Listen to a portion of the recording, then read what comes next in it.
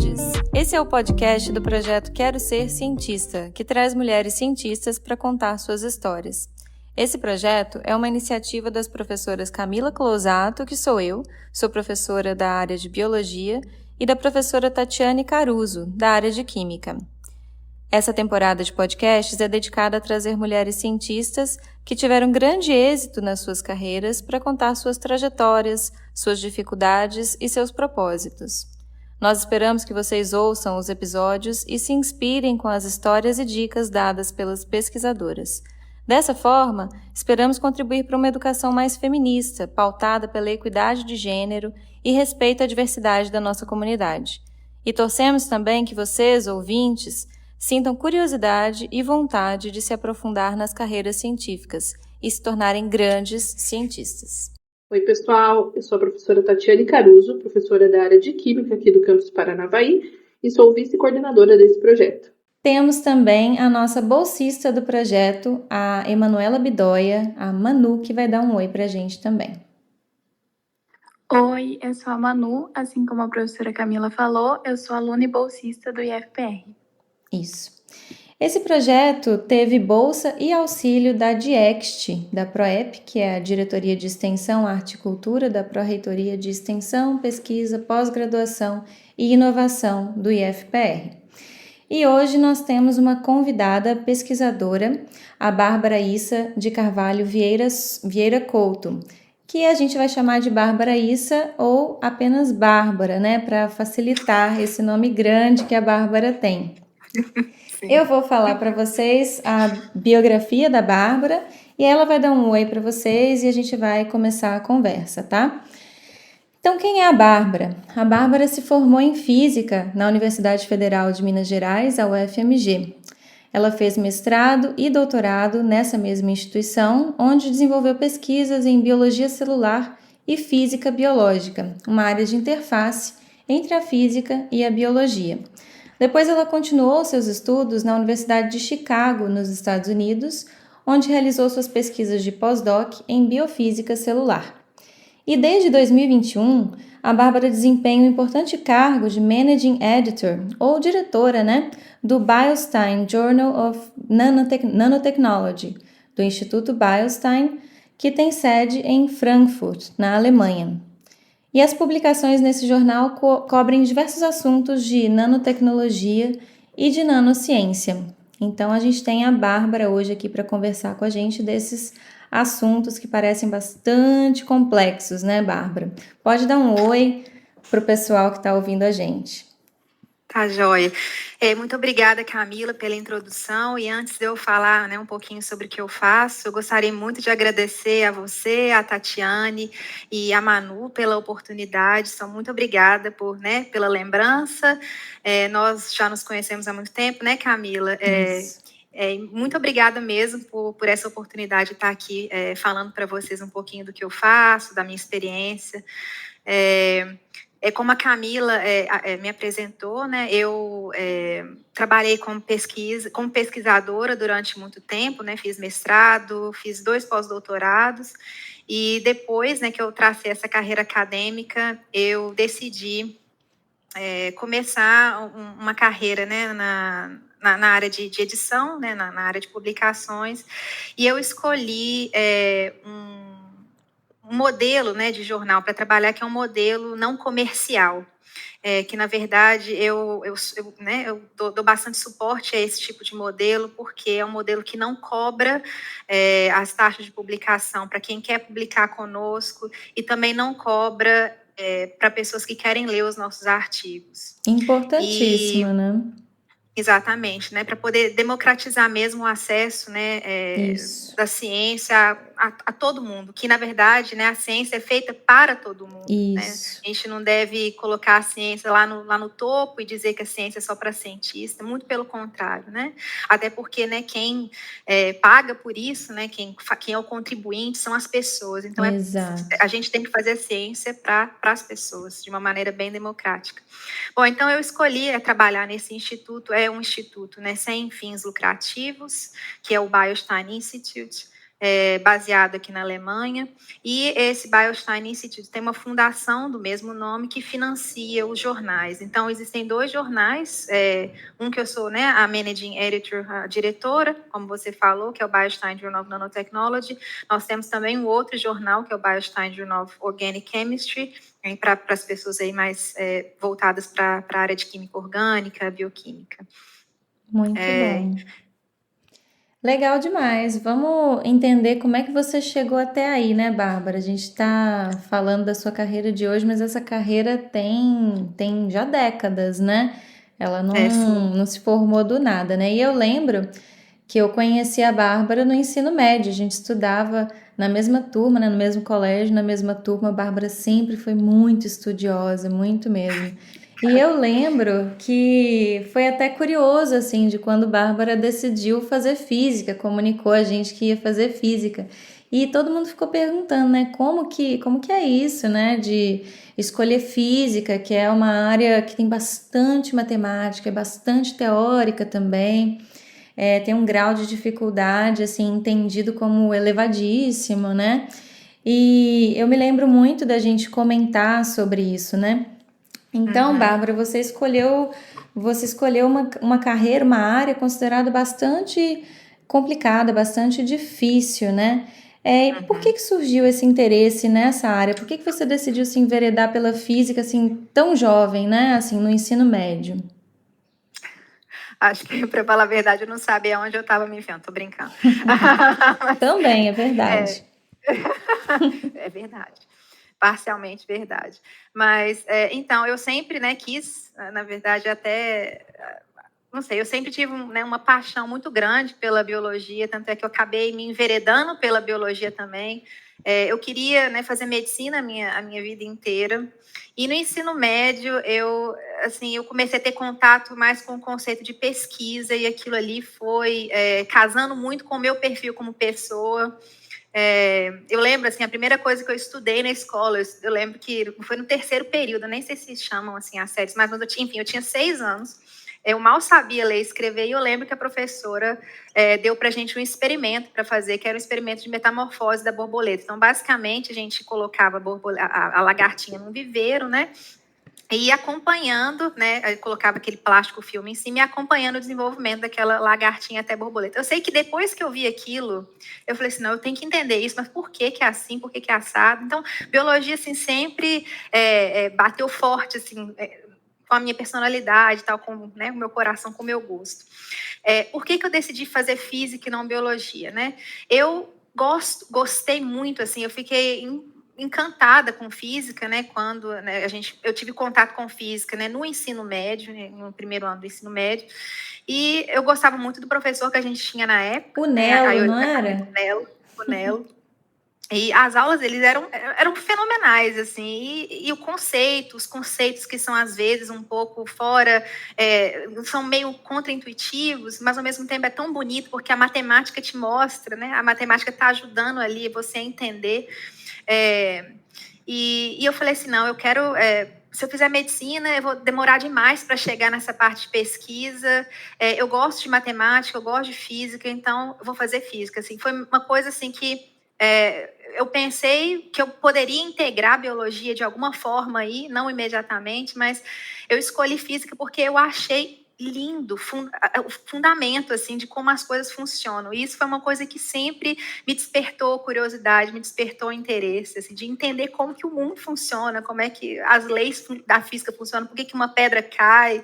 Isso sempre despertou muito meu interesse. Então eu falei assim, não, quer saber, eu vou entender esse negócio direito e eu vou fazer uma faculdade de física para entender. E o curso de física é difícil. E eu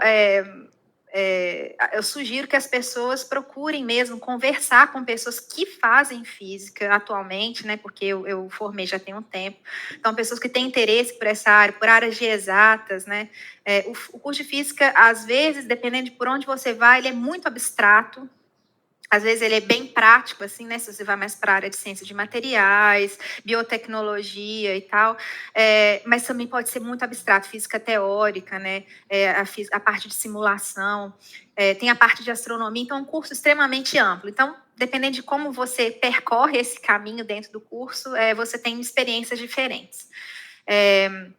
Mas eu escolhi, né, no caminho, né, dentro do curso de Física, uma trajetória experimental. Então, eu comecei a fazer caracterização de nanomateriais de carbono no laboratório Raman, que é uma técnica para você né, examinar materiais feitos de carbono, basicamente, com o uso de luz. Então, e a partir daí eu falei assim, nossa, é isso mesmo, é a pesquisa que eu quero, mas a biologia sempre faltava para mim, aquela ponte. E não é uma coisa que na UFMG, naquela época, né, permitia que fosse feito de maneira automática. Então, o que eu fiz? Eu formei em física, né, e no último período da graduação, eu tomei a decisão de fazer um mestrado na biologia e não fazer um mestrado na matemática, na física. O mestrado em biologia, eu escolhi uma área de concentração específica. Então, quando eu estava no último período, eu fiz 2 matérias eletivas, eu fiz bioquímica e fiz biologia celular. E eu pensei assim, poxa, bioquímica tem um pouco mais a ver com física, eu vou fazer mestrado em bioquímica, né? E não foi isso que aconteceu, porque eu comecei a ver as células, os tecidos no microscópio, falei assim, nossa, eu tenho que fazer isso, eu tenho que fazer um mestrado nisso, doutorado nisso, eu quero isso. Foi por essa época que a gente começou a se topar lá no ICB da UFMG, né? Exatamente. Era a época que eu estava fazendo, né, as matérias eletivas. E aí eu formei, essas 2 matérias aí prolongou meu curso de física em 6 meses, né, um semestre. Então, no final das contas, eu formei em 4 anos e meio, mas valeu muito a pena.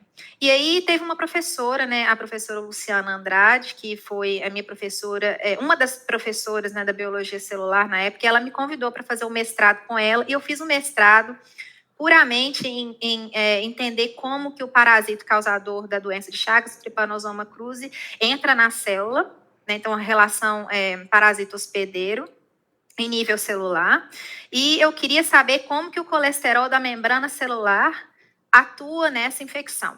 Né, porque o colesterol tem vários papéis aí, regulatórios de membrana. Ele não é o vilão que a gente costuma pensar que ele é. Né?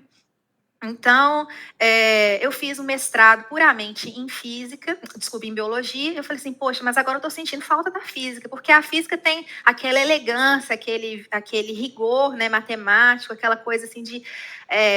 que a biologia é um sistema tão complexo que a gente não tem instrumento para estudar as coisas tão a fundo quanto a gente tem em física, para algumas áreas. Não é exato, né? É cheio das exceções, dos casos específicos, né? São outras regras, né? Exato. E é uma outra mente, é uma outra cabeça que você tem que ter quando você interpreta um problema biológico, né? Sim. Porque realmente, para chegar, né, nas miúcias é um pouco complicado. Então, por isso que os físicos chamam sistemas biológicos de sistemas complexos, e eles estão certíssimos, né? Com essa nomenclatura que eles usam, porque realmente é. Então, o que eu fiz? No meu doutorado, né, eu falei assim, eu vou escrever um projeto que eu vou enfiar a física de volta na minha vida. E aí eu escrevi um projeto, né, para fazer uma colaboração com o laboratório de física do professor Ubirajara e do professor Oscar, atualmente aposentado, Oscar Nassif Mesquita. E o professor Ubirajara Ageiro, ele foi meu co-orientador de doutorado, e a professora Luciana continuou sendo minha orientadora no doutorado também. E esse projeto foi, basicamente, eu continuei estudando, né, por que o colesterol era importante para a entrada do cruzi, do parásito do Trypanosoma cruzi, e também eu estudei o papel do colesterol para regular as propriedades mecânicas da célula. Né? Então, as células, os físicos, eles querem pegar um sistema biológico e entender esse sistema biológico com as ferramentas. Exato, fazer modelagens e entender, né, porque as pessoas pegam aquela ótica que eles têm, aquele cérebro, a maneira de pensar, e quer interpretar tudo, né, daquela maneira. E os físicos, eles têm essa mania de tentar generalizar a coisa, que é o que deixa o negócio, assim, muito legal, né, na minha opinião. Então, E a biologia é específica, né? Esse contraste que você vivia, as duas coisas. Exato, é verdade. Então, aí eu decidi, né, estudar as propriedades mecânicas da célula, né? Se eu tiro o colesterol, a célula fica dura, fica mais difícil de eu apertar a célula, fica mais mais fácil para apertar a célula. O que acontece com a célula, né, em termos de pegar essa célula e tratar essa célula como um material, né, igual os físicos, né, os engenheiros caracterizam, né, as ligas, se eu colocar mais esse metal, mais desse metal fica mais mole, mais dura. Então, eu queria estudar essa perspectiva, né, de ciência dos materiais, como que a célula fica com mais ou com menos colesterol e o que isso tem a ver com a entrada de um parasito, por exemplo, né? Muito interessante. Voltando na graduação ainda, na graduação, a graduação de Física, assim como a graduação de Química, a Tati é Química, ela está aqui também, pode dizer, é uma graduação que gera poucos formandos, né? Pouca gente se forma como físico, como químico, né? Então, as turmas de formandos são sempre muito pequenas. E dentre essas turmas, depois o pessoal que vai ser chefe de laboratório e que vai ser pesquisador, grandes pesquisadores, né, que vão conseguir as verbas, né, das instituições de fomento, muitos desses acabam sendo homens, né?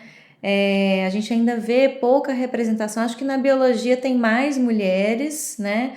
Não tem uma equiparação exata, principalmente quando a gente chega nos maiores postos de importância, né, nas posições mais importantes, mas na física, talvez na química, também na matemática também, que são áreas mais exatas, né, a gente vê esse afunilamento muito grande tem mulheres na graduação, tem poucos formandos, dentre esses formandos, maioria homens, e aí maioria homens de chefes de departamento, de pesquisadores, né, nomes de pesquisadores. Foi assim na sua experiência? Como que você viu isso na faculdade? Foi assim também?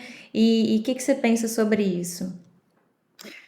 Então, bom, na faculdade, a nossa turma, na época, foi um ponto meio fora da reta, porque tinham muitas mulheres na entrada do curso, né? Então, muitas mulheres passaram no vestibular, né?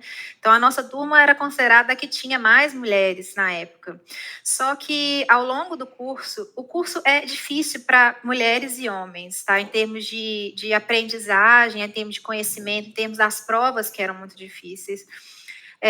Tiveram desistências ao longo do curso de ambos os gêneros, né?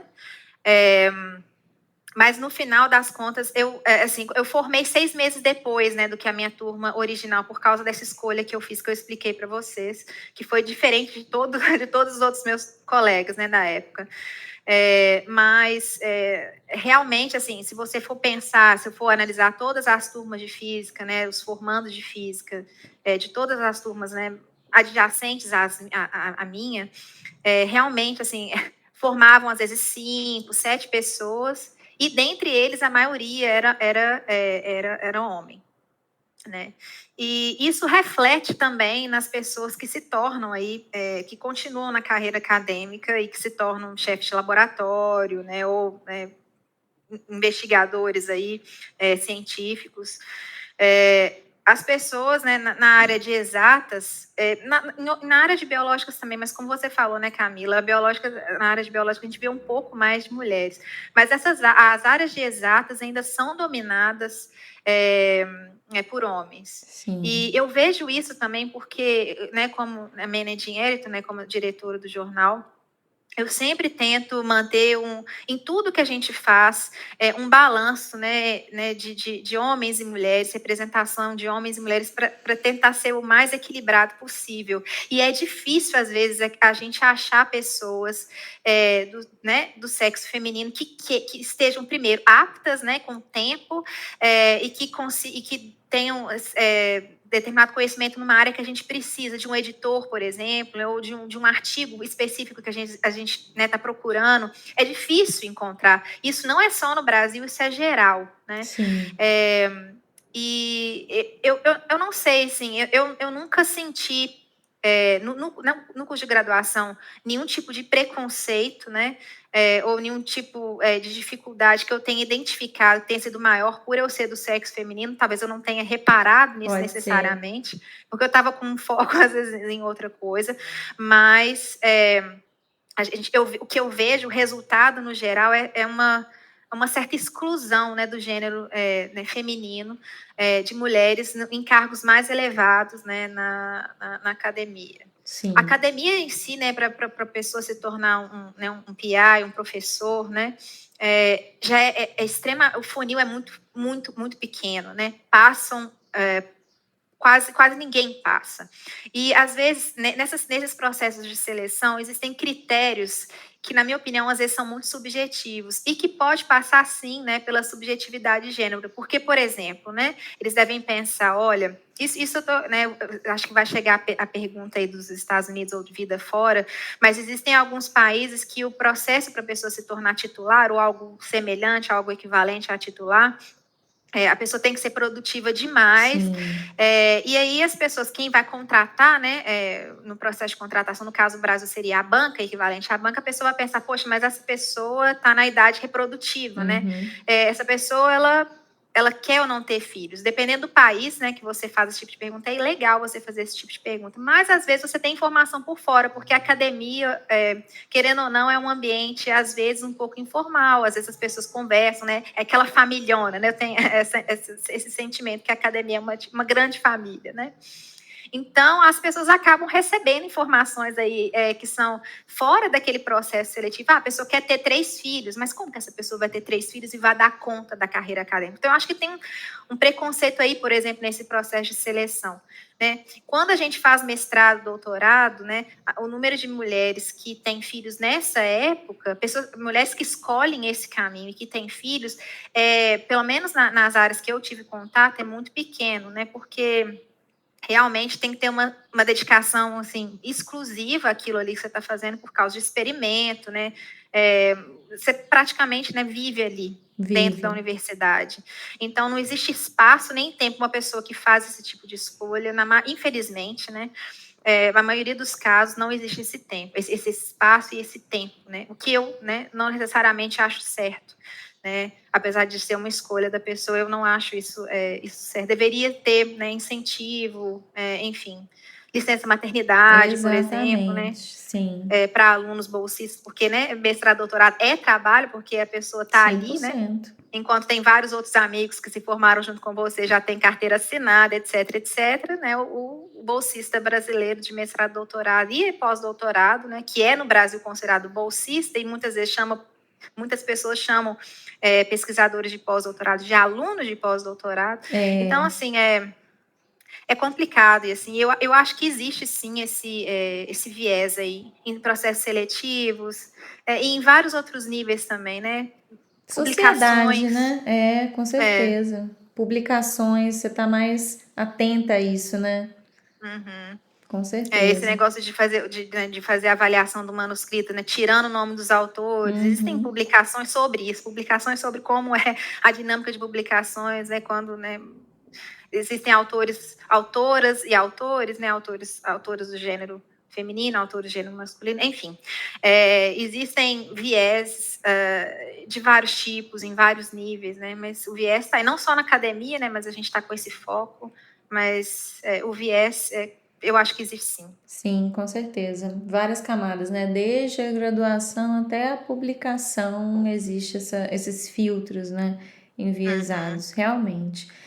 Você tocou no ponto importante de que os bolsistas são tratados como alunos, né? Esse é um absurdo muito grande, né? Que eles são realmente os pesquisadores que mantêm a ciência rodando, desenvolvendo no Brasil, né? Em outros países acho que é tratado um pouco de forma diferente, mas aqui realmente é aluno e sem benefício nenhum, né? Sem férias, 13º, qualquer coisa que seja, né? Só a bolsa que já está muito defasada, né? Então ainda tem essa dificuldade, realmente. Bom, Tati? Bom, Bárbara, agora a gente vai tocar nesse assunto da divulgação, né? Já que você trabalha num jornal que tem esse foco da nanotecnologia. A nanotecnologia, eu acredito que seja um termo que as pessoas, em geral, ouvem falar bastante, porque tem muitas aplicações, mas, mesmo assim, é uma coisa abstrata. É aquilo, né? Eu ouço falar, mas não sei o que é. Acredito que para a população leiga é mais ou menos isso. e acho que é um conceito que é difícil de entender por ser mais abstrato, né, tratando aí desses níveis mais moleculares.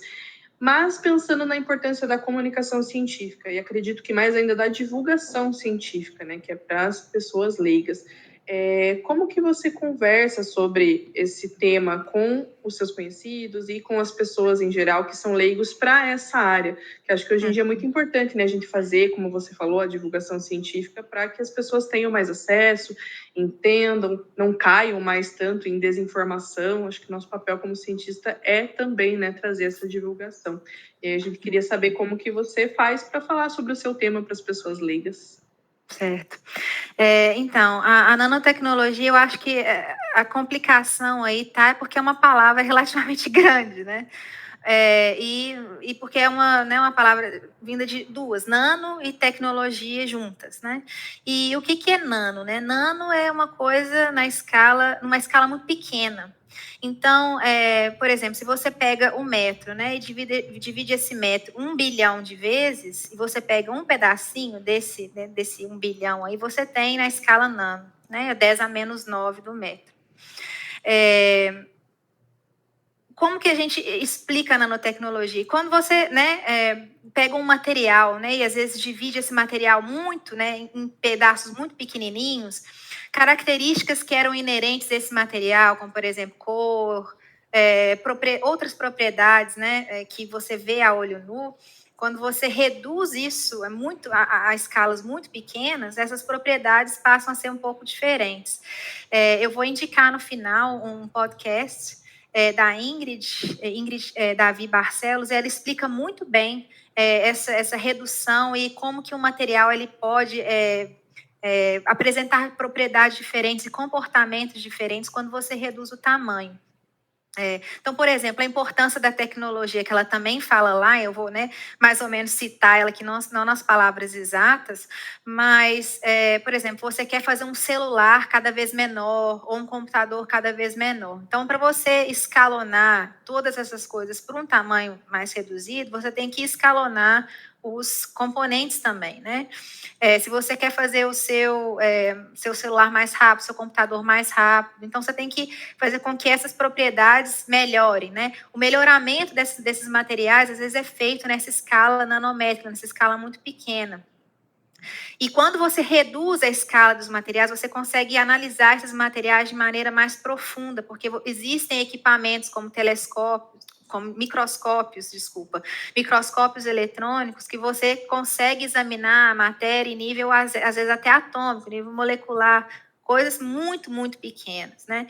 E a nanotecnologia está relativamente aí na moda, mas também para o lado biológico, né? Por exemplo, quando a gente fala de vírus, né, o Covid-19, né, quando a gente fala em DNA, a gente está nessa escala de nano, que é uma coisa que a gente não vê, mas que está ali, né? Que está presente, que, né, no caso de vírus mata.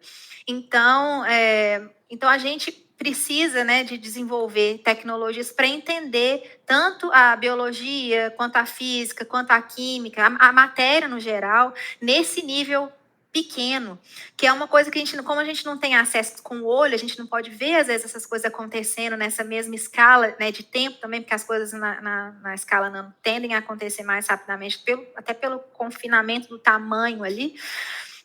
Então, basicamente é como se eu pegasse mesmo uma lupa, né, ou uma faca, sei lá, para dividir um material, uma célula, existem, né, células, enfim, organismos que já estão naquele tamanho, mas basicamente é você reduzir a escala que você olha seu problema. É como se você pegasse uma lupa e iluminasse só numa partezinha bem pequenininha de um objeto que é o seu foco de estudo, né? E ali estudar as coisas em detalhes para, né, qual é o objetivo, né? É você fazer um celular mais rápido, um computador mais rápido, né? Ou você entender por que o vírus entra na célula daquela maneira, por que ele escolhe essa célula ou outra, né? Você permitir que coisas sobre ou um ser, né, vivo ou um material sejam entendidas de maneira bem detalhada. E nano é só relativo a essa escala, né, que é um bilionésimo do metro, né? Então, é basicamente isso, é você reduzir a escala e ver as coisas, né, com bastante detalhes e tentar entender, responder essas perguntas que a gente não consegue responder necessariamente a olho nu ou com o material, né, na sua forma original, né, por exemplo. Um material de carbono, né? Um lápis, um grafite, por exemplo, do seu lápis, né? Para você entender coisas pequenas, transporte de carga, você tem mesmo que reduzir aquele negócio, né, aquele material a uma escala bem pequenininha e observar esse material com instrumentos que te possibilitam entender essas perguntas mais fundamentais. E existe também a nanotecnologia, que, né, tem as pessoas que estudam essa parte mais teórica, né, como que acontece as coisas, explicar a natureza das coisas, por que as coisas acontecem de determinada forma, e a parte mais aplicada, né? Então, por exemplo, a aplicação de vamos colocar assim, esferas muito pequenas que podem auxiliar, por exemplo, no tratamento de câncer, né? Então, essa redução de drogas, uma estrutura muito pequena. Então, existem várias aplicações aí e a importância da nanotecnologia não tem como a gente negar. É isso, é assim que eu tento explicar mais ou menos para as pessoas. É olhar as coisinhas bem próximas, ou reduzir as coisas a tamanhos muito pequenininhos. Legal. Acho que a gente tem essa ideia com a palavra nano, né? Mas é intuitivo, mas aí passar disso para pesquisa mesmo é outra coisa, né? A Manu quer te fazer uma pergunta sobre a sua experiência internacional, mas eu vou aproveitar o gancho que você já está falando de falar sobre ciência, né? E te perguntar sobre essa função que você exerce agora, né? Entre as nossas convidadas, você é a única que exerce esse cargo de diretora em um periódico científico, né? Talvez as nossas e nossos ouvintes, né, do ensino médio ainda não tenham feito nenhuma publicação científica, a maioria, porque vários já fizeram também, porque eles trabalham com a gente em pesquisa, publicando, escrevendo artigos também, mas a maioria talvez não tenha esse conhecimento, né, que é o porta-voz do que a gente faz, né, como chega à sociedade, o que a gente está fazendo ali todos os dias no laboratório, o que a gente está investigando, né? É o retorno para a sociedade desse conhecimento, né? Então é uma coisa que exige muita confiabilidade, né? Muita confiança do que vai ser publicado ali, e aí tem a revisão por pares e tudo mais. E também é ali que a gente tem uma responsabilidade social, como a Tati falou, né? De informações verdadeiras, de combater esse negacionismo científico que ocorre muito hoje em dia. Como que é para uma pessoa estar na posição que você está, né? De fazer essa mediação, né? Entre quem manda os artigos, né? Quem está lá fazendo pesquisa e ser esse canal que vai levar essa pesquisa até o público, né? Como que é essa mediação? É uma grande responsabilidade, mas a gente não sabe como que é na prática isso, né? Você pode comentar um pouquinho pra gente? Sim, claro. Então, eu saí, né, da pesquisa, que é fazer a pesquisa com as minhas próprias mãos, botar a mão na massa, para passar para esse cargo, né, eu primeiro comecei como editora científica e depois passei, eu ainda sou editora científica também do meu jornal, e eu também passei a ser a diretora, né, do jornal no qual eu também trabalho como editora científica. E é uma grande responsabilidade, mas ao mesmo tempo, assim, é o melhor trabalho que eu já tive, assim. Eu sou muito satisfeita em ter feito essa escolha de deixar a bancada e passar para a área de publicação, porque uma coisa, eu sempre tive muito interesse em várias áreas da ciência, e às vezes quando você está fazendo a pesquisa, você fica com aquele foco naquele seu projeto, naquela sua área, e eu sentia que faltava tempo para poder me dedicar, para poder ler outras coisas, entender sobre outras áreas. A nanotecnologia em si, como eu expliquei, ela já tem esse foco multidisciplinar, que é uma coisa que me atrai muito, né? E isso me permitiu, né, ter essa visão mais ampla sobre as coisas. O tempo que eu passava fazendo experimento, agora é o tempo que eu passo examinando os artigos, etc. No jornal, então, falando sobre as responsabilidades, né? No jornal no qual eu trabalho, eu não lido, por exemplo, diretamente com o processo de revisão por pares, porque nós temos, né, o nosso editor-chefe e os editores associados, que eles são cientistas, são professores, e eles lidam, né, com essa parte do contato direto com os referis. E quando tem algum problema relacionado ao manuscrito, etc., esse manuscrito vem para mim e eu, né, tomo determinadas decisões. As decisões, assim, eu trabalho, eu acho que eu comentei mais ou menos, mas eu tive a sorte, né, de trabalhar num instituto, né, não é só num jornal. Então, todos os meus colegas, eles são cientistas, eles têm doutorado, e eu trabalho num ambiente que tem químicos e físicos, basicamente, né, e tem um biólogo, né. Então, é um ambiente, assim, muito favorável a discussões científicas. Então, eu sempre, quando eu tenho dúvida em alguma determinada área que não é a minha, eu sempre tenho pessoas com as quais eu posso conversar, né? Então, é uma responsabilidade que, né, eu tomo, às vezes, decisões finais sobre determinados pontos, mas sempre eu busco conselho, opinião dos meus colegas. Então, trabalhar nesse um tipo de lugar dessa maneira é muito positivo, né? Para as pessoas também que mandam um artigo, né, delas. Então, nós, além da gente, né, fazer esse processo de revisão por pares, a gente tem um editorial office, que são pessoas também com doutorado, que eles fazem as análises dos manuscritos, antes desses manuscritos passarem para revisão para os pares, né?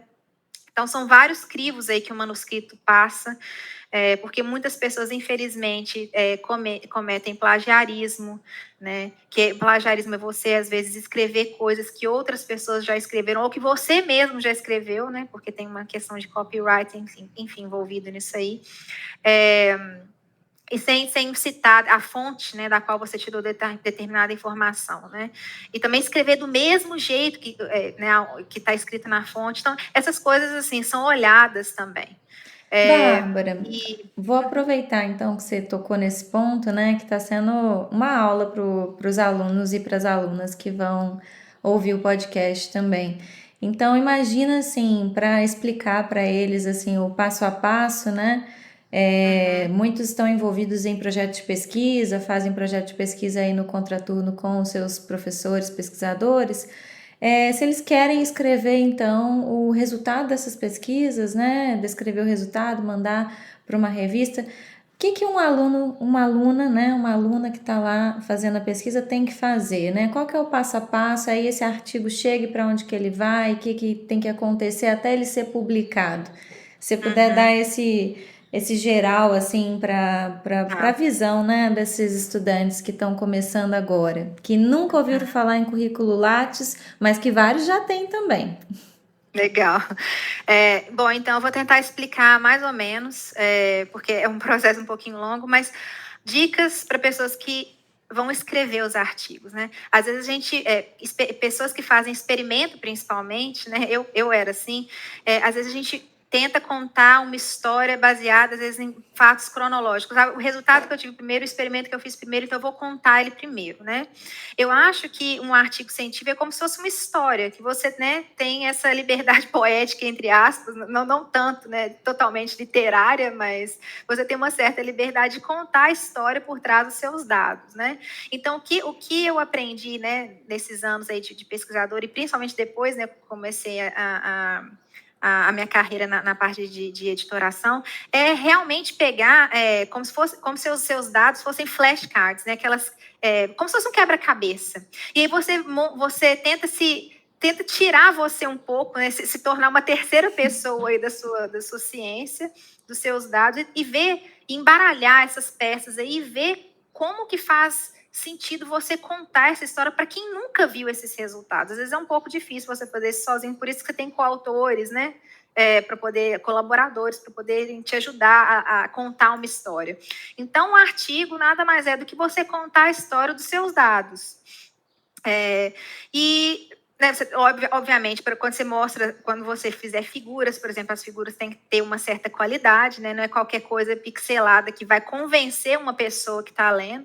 Você tem que ter né, uma empatia, digamos assim, de se colocar na perspectiva de quem vai ler o seu artigo. Quem vai ler, assim, se você quiser que seu artigo seja citado, né, que uma pessoa lê, confiar no que você escreveu para a pessoa falar assim, olha, de acordo com fulano de tal aqui, 1995, cita o seu manuscrito ao invés de citar outro.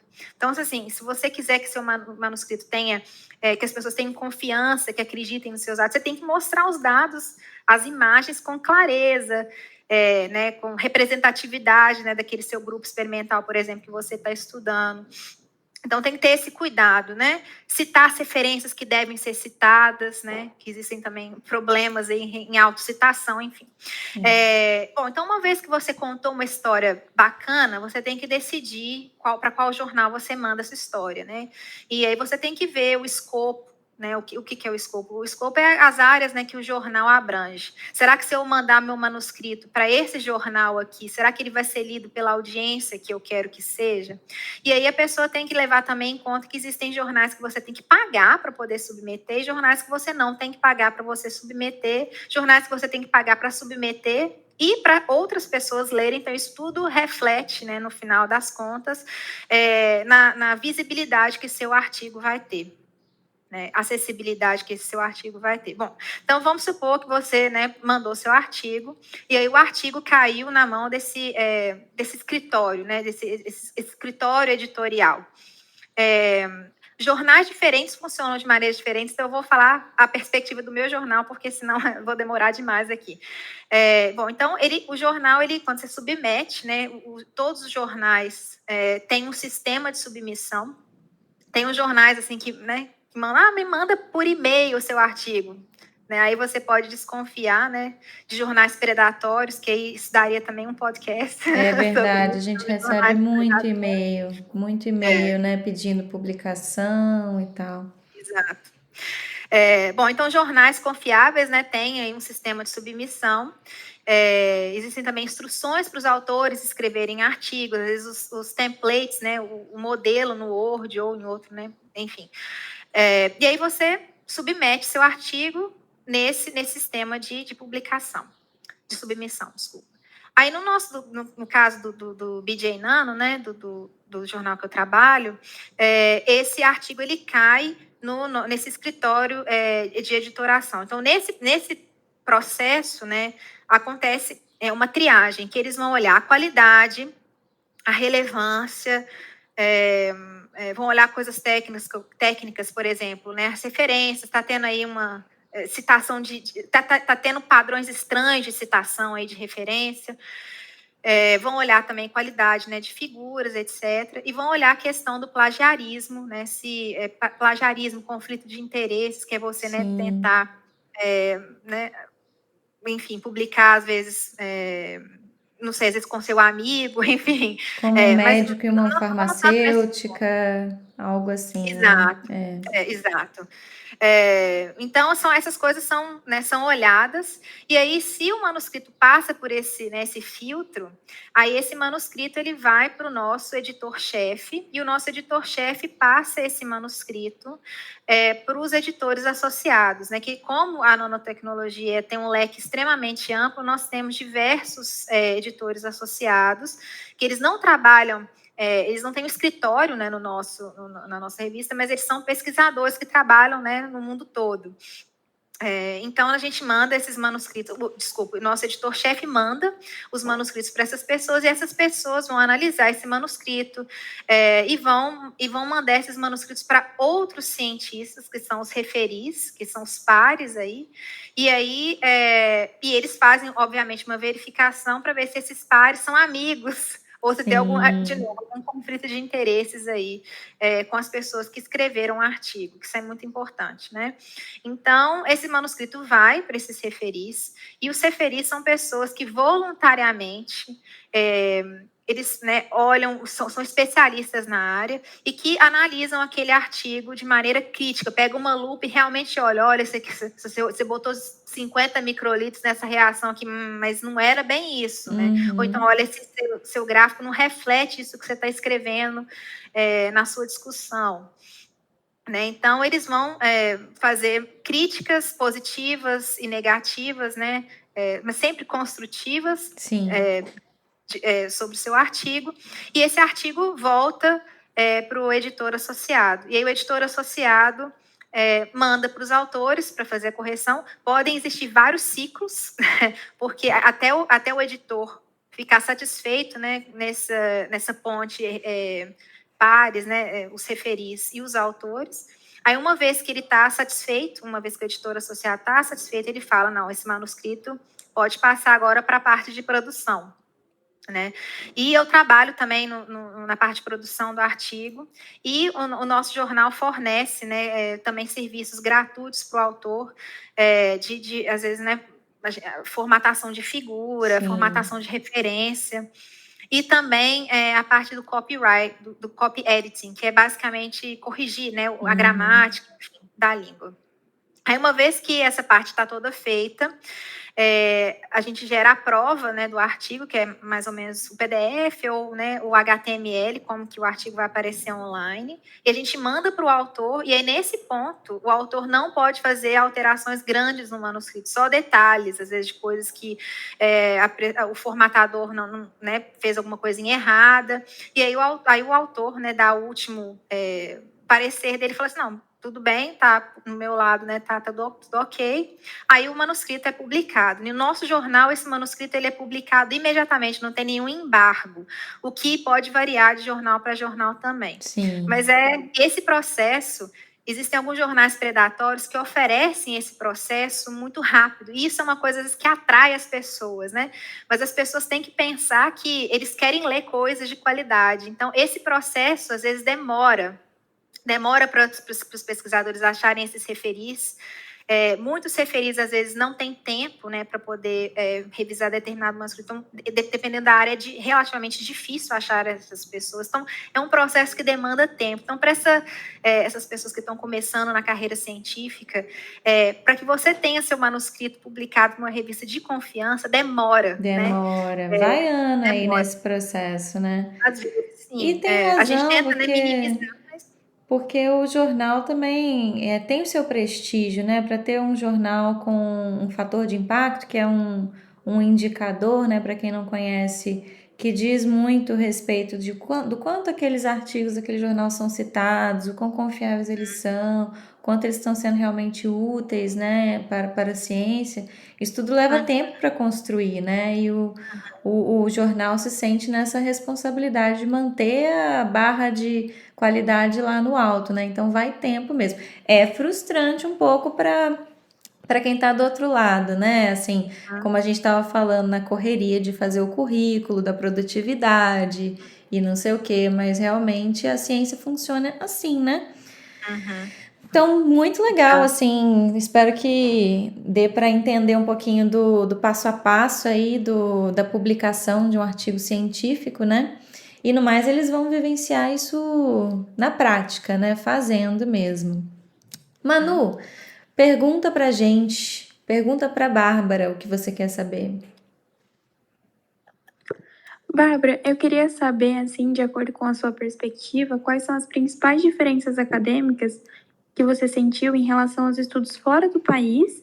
E eu também queria saber o que te motivou a escolher os lugares que você escolheu para realizar suas atividades. Obrigada pela pergunta, Manu. Então, a vida no exterior. Inicialmente, assim, existe essa certa pressão que fala, se você não sair do país, você não consegue um emprego, né, no meio acadêmico. É muito difícil, porque o funil, né, esses bloquinhos que a gente, né, tem que marcar, eu fiz, feito, né? Check. Uma dessas coisas é você tem que passar um tempo fora. E eu escolhi para os Estados Unidos porque eu trabalhava naquela época no doutorado nessa área de mecânica celular, biofísica, e eu sempre dei preferência, não sei se percebeu, se vocês perceberam, mas eu sempre dei preferência a trabalhar com pesquisadoras mulheres, sempre que possível. Legal. E achar pesquisadoras mulheres nessa área de biofísica é um pouco limitado, né? Então, eu achei uma professora, quer dizer, isso também demorou, né? Claro que na primeira vez, você me aceita no seu laboratório? Não. Então, são 1000 nãos. É importante saber isso, né? É importante saberem que existem muitos nãos mesmo. Existem muitos nãos. Existem muitos nãos. Mas você precisa, às vezes a gente precisa de um sim. Então, o sim vai chegar, a gente só tem que ter persistência para aguentar 1000 nãos para chegar a esse sim. A gente só precisa de um, né, no final das contas. Sim. Então, essa professora, a professora Margaret Gardell, ela me aceitou no laboratório dela. E aí eu fui para lá para fazer um projeto que só eu fazia, né? E que era trabalhar com células cardíacas e tal, de células do coração de camundongo, de rato, e estudar o processo de contração dessas células. E, enfim, o meu período nos Estados Unidos foi bastante interessante, porque a maneira que os americanos fazem ciência, eu acho que é bastante diferente do jeito que o brasileiro faz ciência. Eu acho o brasileiro, no geral, muito criativo, porque a gente tem poucos recursos, mas são pessoas muito colaborativas, né? Eu conheci o ICB, assim, demais, assim, várias pessoas, eu passava, você me dá isso, posso pegar 10 microlitros do seu anticorpo para fazer essa minha imunofluorescência? E, assim, acaba que assim, a gente tem que ser criativo, tem que fazer um networking dessa maneira, né? Às vezes um anticorpo demora meses para poder chegar no Brasil e tem muitas taxas em cima disso, então fica caríssimo, né, para o pesquisador comprar. E nos Estados Unidos tem a vantagem que eu peço meu anticorpo hoje, ele está na minha bancada amanhã. Nos Estados Unidos eu tinha uma bancada só para mim, no Brasil eu tinha que dividir minha bancada com várias pessoas, eu tinha o meu set de pipeta só para mim, então estou falando sobre minha perspectiva experimental, né? Tinha um computador só para mim, então assim, eu tinha que me preocupar menos e me estressar menos com essas coisas, né, que desgastam o aluno, né, um aluno de doutorado ou um pesquisador de pós-doc, né, um pesquisador de doutorado, né, não vamos falar aluno. Então, tem essas vantagens. Só que eu tive um filho também, enquanto eu estava fazendo o meu pós-doc nos Estados Unidos. E eu tive meu filho já nos 45 minutos do segundo tempo que a gente estava nos Estados Unidos.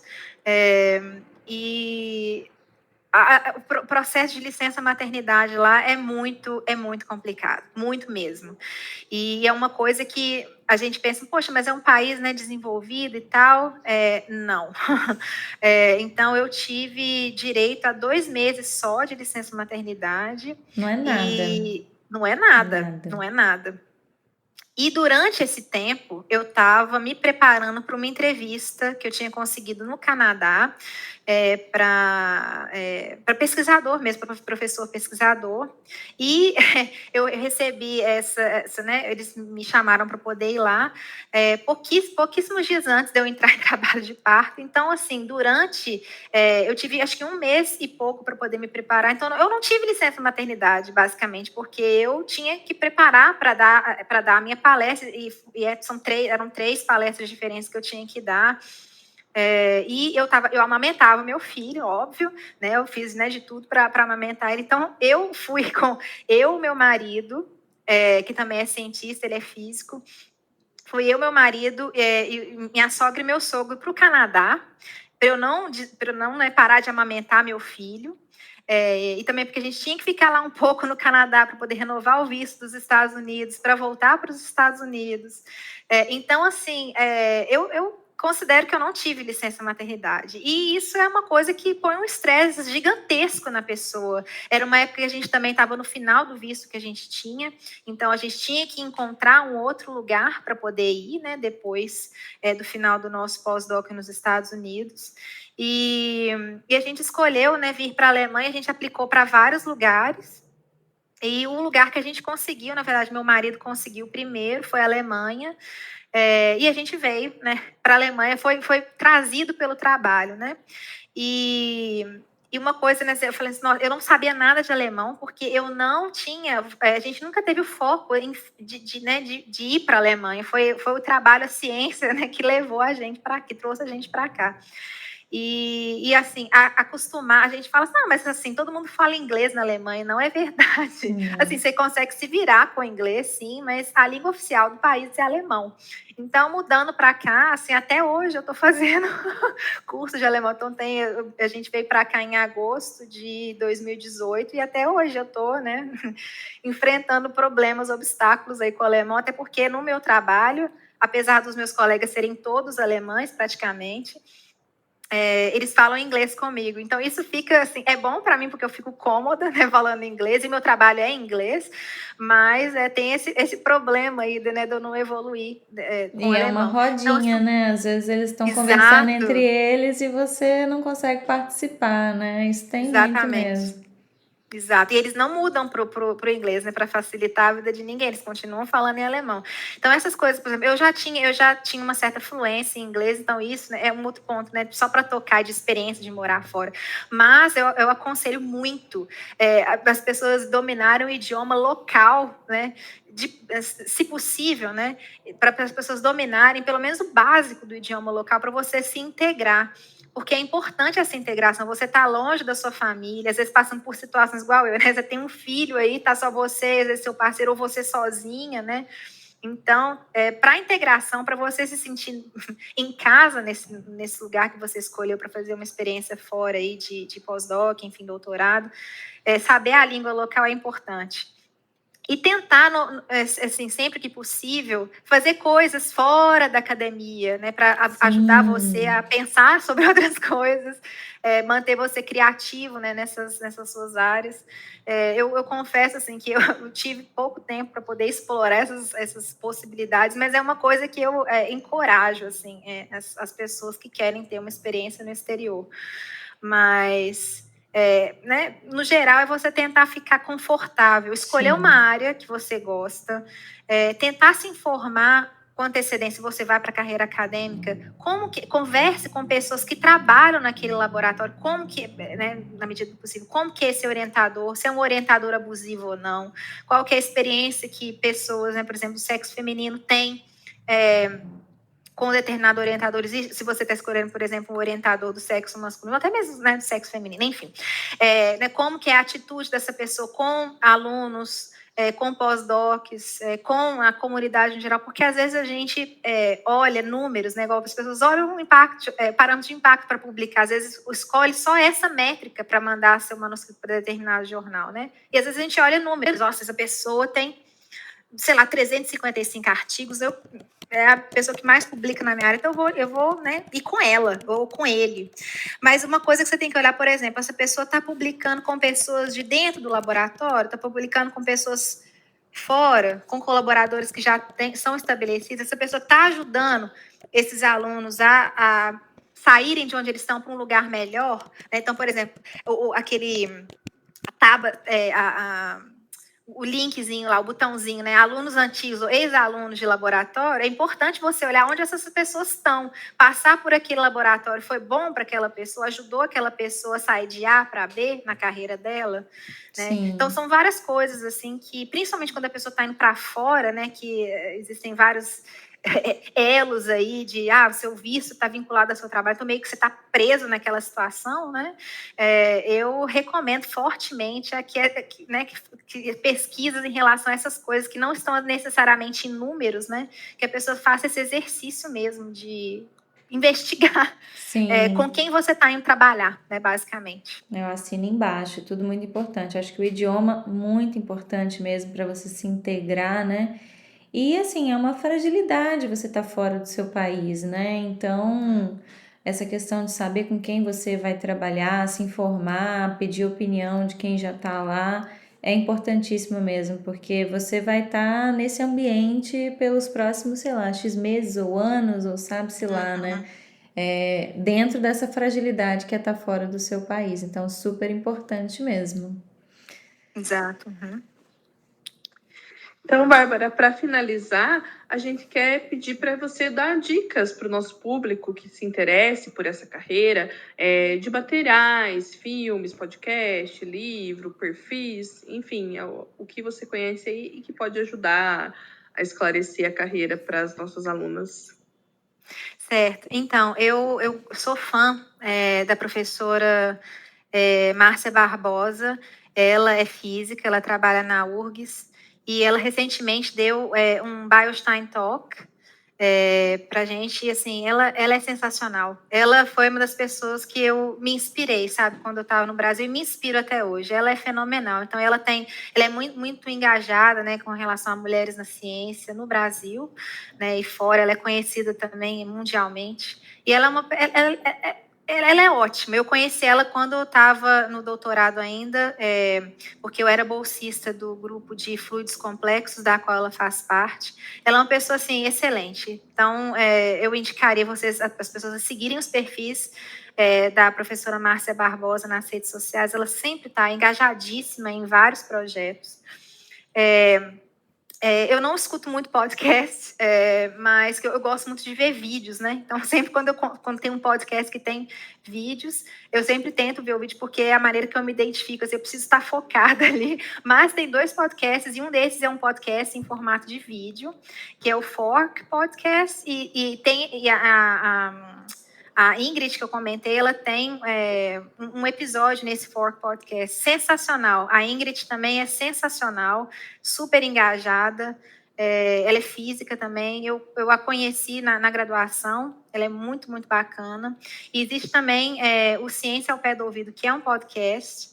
E eu trabalho, assim, parte do meu trabalho também é divulgar, né, o trabalho, os artigos dos autores em mídias sociais, no LinkedIn. Então, assim, para eu chegar onde eu cheguei, basicamente, eu fiz muito networking nessas 2 mídias sociais. No Brasil, acho que o Instagram tem uma força maior do que ele tem fora do país. Mas eu sempre fui seguindo muitas pessoas dessa área de publicação nessas 2 redes sociais, e fui fazendo o meu networking dentro. Então, assim, tem várias pessoas que eu sigo né, nessas redes sociais aí, né, o LinkedIn e o Twitter, e que foram graças a essas redes sociais que eu consegui chegar na posição que eu estou. Então, assim, eu indico para que as pessoas, desde cedo, né, criem, por exemplo, um perfil científico dentro, né, um perfil profissional nessas redes sociais, e tentem aí engajar com pessoas que já estão na área, né, fazer contato desde cedo, independente de ser no Brasil ou de ser fora do Brasil, né, para começar por aí, porque no final das contas, são pessoas, né, gente como a gente, que gostam também de ter esse papel de interação com a comunidade. Às vezes não é possível por falta de tempo, porque a gente tem outros compromissos aí, mas é uma maneira que eu indicaria, assim, para quem quer seguir essa carreira, por exemplo. Até carreira científica, tem vários professores e laboratórios, né, que estão nas redes sociais, estão para poder escolher um laboratório, né, para poder fazer um doutorado, etc. Tem muitos perfis no Twitter, de várias áreas diferentes do conhecimento. Então, eu sei que, não sei, o Brasil, o Twitter é usado para outros motivos aqui. Polêmica, né? Muita polêmica. Mas o Twitter, né, tem esse outro lado também. Várias pesquisas científicas, os autores, eles, né, divulgam lá. Então, às vezes eu me informo, às vezes até diretamente pelo Twitter, das áreas que eu tenho interesse. Então, é isso. São esses podcasts, né? E investigar as pessoas mesmo nas redes sociais e seguir esses perfis aí de interesse. Muito boas dicas. Usar as redes sociais para esse fim também, né? Que é super útil também, né? Tipo, o Lattes já é meio que a fofoca científica, né? Mas outros meios também podem ser, né? Então, ótimas dicas. A gente vai deixar as dicas da Bárbara escritas, né? Na descrição do episódio, os podcasts que ela indicou, as pesquisadoras que ela indicou também. Acho que vamos finalizando por aqui. Foi uma ótima conversa, saber aí das experiências da Bárbara enquanto física e biofísica, né? Trabalhando muito com a biologia também, e no seu cargo agora de diretora de um jornal, contando pra gente dessa parte dos periódicos científicos, que é bastante interessante. Acho que todo cientista tem essa curiosidade de saber como é que funciona, né?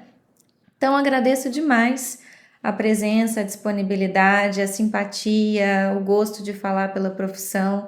Muito obrigada mesmo por compartilhar com a gente esse momento, né? A gente sabe que a sua agenda é difícil. Bárbara estava comentando que era 7 horas da noite quando começou, agora já deve ser 8 e pouca por aí. Tá na hora de fazer o jantar e terminar o dia, né? Então, obrigada, Bárbara, obrigada mesmo pelo seu tempo. Espero que você tenha curtido também. Muito obrigada, gente, muito obrigada mesmo. Esse foi meu primeiro, né, podcast. Muito obrigada, eu fiquei, assim, extremamente lisonjeada e honrada com o convite. Foi realmente muito bacana estar aqui falando para vocês um pouquinho da minha experiência. Eu espero que eu possa aí ajudar, inspirar as pessoas, né, que estão querendo seguir por essa área acadêmica, principalmente as mulheres. E, né, que realmente, como eu falei, vão vir muitos nãos, mas a gente precisa de um sim só. Então, sigam aí na luta. E se vocês quiserem entrar em contato comigo, tem o meu e-mail, né, no site do jornal, do Beilstein Journal of Nanotechnology. Podem me mandar e-mail, que eu recebo muitos e-mails, mas eu prometo, né, que eu respondo dúvidas, quaisquer coisas, né, que venham, que vocês queiram falar para mim, etc. Muito obrigada, né, a oportunidade. Perfeito. Contatinho de ouro, salvem aí, por favor. Obrigada, gente. Obrigada, Tati. Obrigada, Manu. E a gente vai encerrando mais um episódio do Quero Ser Cientista. Obrigada.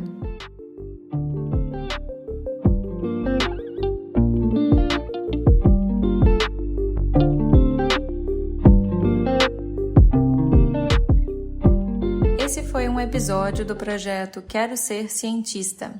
Esperamos que você tenha gostado de ouvir a conversa e esteja interessado em saber mais sobre os assuntos que abordamos. Na descrição desse episódio você encontra as dicas da nossa convidada de hoje. Esse é um projeto do IFPR, Instituto Federal do Paraná, Campus Paranavaí. Destacamos que o projeto obteve bolsa e auxílio da DIECST-PROEP, a Diretoria de Extensão, Arte e Cultura da Pró-Reitoria de Extensão, Pesquisa, Pós-Graduação e Inovação do IFPR. A concepção do projeto, produção e roteiro foram realizados pelas professoras Camila Closato Lara e Tatiane Caruso Fernandes. A realização dos episódios contou com preparação prévia e participação da bolsista Emanuela Bidoia. A edição, finalização e divulgação dos episódios foi apoiada pelo projeto TEIA, coordenado pelo professor Felipe Bonifácio, com execução do estudante Gustavo Sivieri.